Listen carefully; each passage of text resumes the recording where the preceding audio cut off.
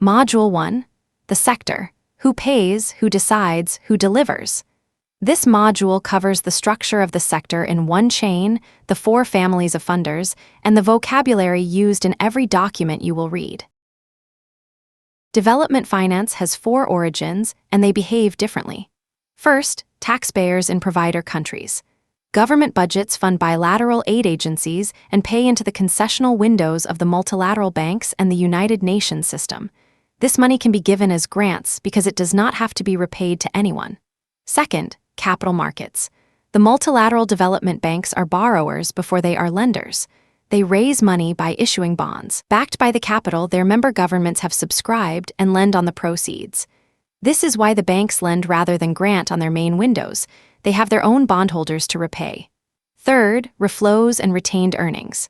Repayments of past loans, plus net income, are recycled into new lending and, in some institutions, transferred into the concessional window. Fourth, private capital mobilized alongside public money. Commercial banks, institutional investors, and project sponsors co-invest with development finance institutions. Philanthropy sits beside all 4.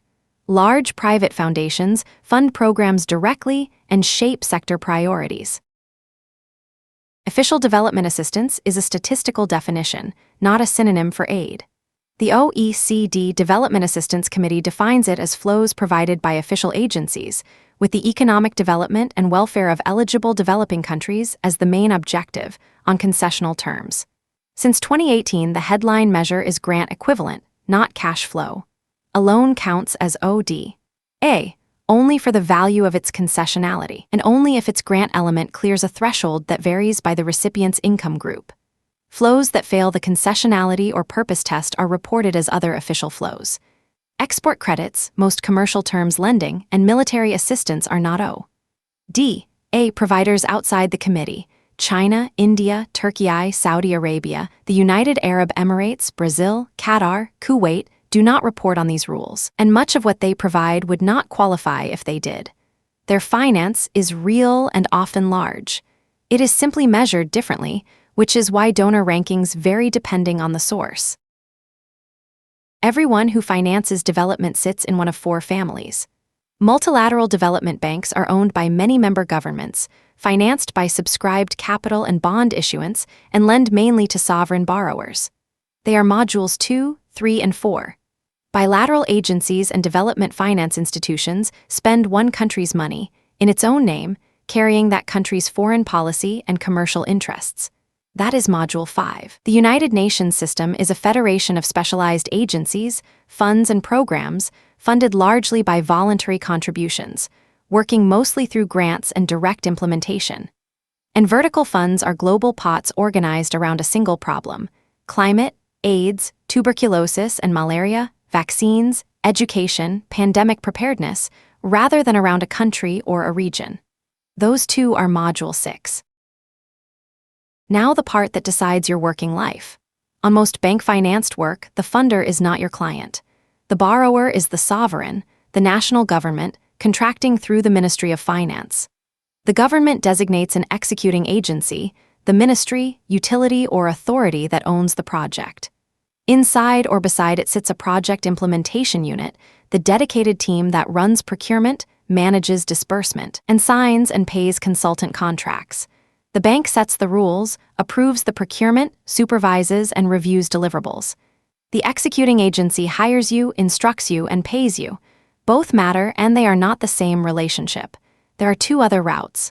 The bank or agency can contract you directly for its own work, appraisal support, sector studies, independent evaluation, supervision, or a lead firm that has won the main contract can subcontract you.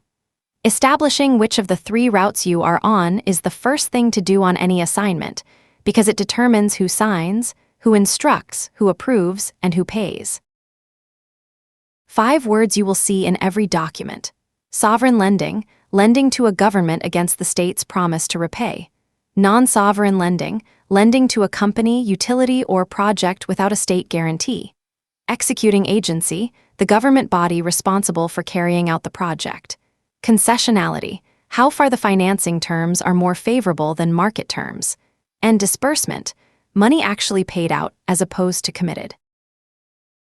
Before you use any of this, check the source. For O, D, A definitions, grant element thresholds, and reporting rules, use the DAC reporting directives and the DAC glossary. For provider volumes and rankings, use the OECD creditor reporting system, noting whether the figure is commitments or disbursements, cash or grant equivalent. Non-DAC provider figures are not directly comparable and should be labeled as such. In summary, money originates with taxpayers, capital markets, loan reflows, private co-investors, and foundations.